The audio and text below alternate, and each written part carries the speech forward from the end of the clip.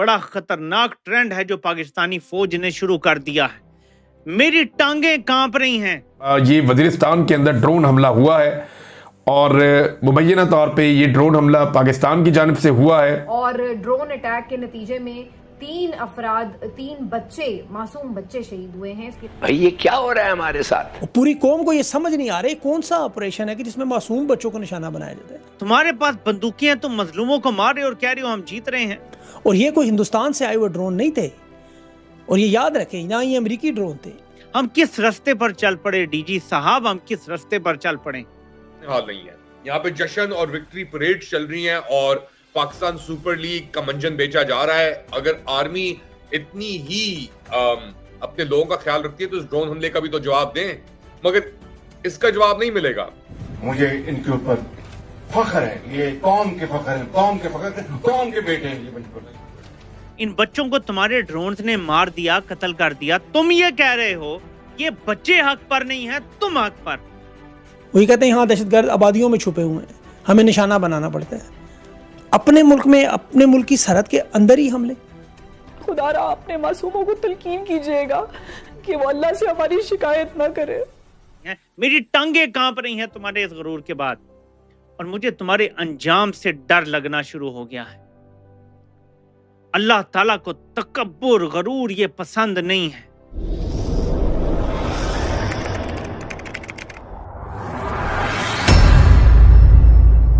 नमस्कार दोस्तों, स्वागत है आपका पाकिस्तान की बर्बादी में। जी हाँ, तो आज की बर्बादी कुछ इस तरह है कि भारत से करारी हार के बाद अब पाकिस्तानी फौज अपने ही बंदों को मार मार कर दुनिया में अपना झंडा फैला रही है। और ये सब देखकर आज खुद पाकिस्तान की पूरी आवाम ही छाती पीट पीट कर रो रही है। जी हाँ, तो खबर कुछ इस तरह है कि पाकिस्तान ने वजीरिस्तान के इलाके में पाकिस्तानी फौज ने अपनी ही आवाम पर ड्रोन हमला करना शुरू कर दिया है, जिसके नतीजे में वजीरिस्तान में रहने वाले 3 बेगुनाह और मासूम बच्चे अपनी ही फौज का शिकार बन गए। जी हाँ, और इस खबर को लेकर आज पूरे पाकिस्तान की मीडिया में साइलेंट है, परंतु इस खबर को लेकर पाकिस्तान के कुछ गिने चुने जर्नलिस्ट ही इस खबर के बारे में बात कर रहे हैं। जी हाँ, खैर दोस्तों, आपसे छोड़िए, हम पहले पाकिस्तानी मीडिया का रिएक्शन देखते हैं। ये वजीरिस्तान के अंदर ड्रोन हमला हुआ है और मुबैना तौर पे ये ड्रोन हमला पाकिस्तान की जानिब से हुआ है। इस ड्रोन हमले में 4 बच्चे शहीद हो गए हैं, जबकि 3 जख्मी हुए हैं। मुख्तलिफ इतलात के मुताबिक कुछ इतलात ये कह रही है कि 3 बच्चे शहीद हुए हैं। ये सहमे सहमे बच्चे और ऊपर से ड्रोन। हमें कहानी सुनाई गई जी कि हमारा मजहब हमें सिविलियन आबादी को टारगेट करने की इजाज़त नहीं देता। हमारी अखलाकियात मुख्तलिफ हैं, हमारी तरबियत मुख्तलिफ है, लेकिन अपने मुल्क में बच्चों को, मासूम बच्चों को तुम लोग निशाना बनाते हो और कहते हो हम हक पर हैं इसलिए हम जीत रहे हैं। ये मासूम बच्चे हक पर नहीं है, मतलब तुम ये कहने की कोशिश कर रहे हो इन बच्चों को तुम्हारे ड्रोन्स ने मार दिया, कत्ल कर दिया। तुम ये कह रहे हो ये बच्चे हक पर नहीं है, तुम हक पर।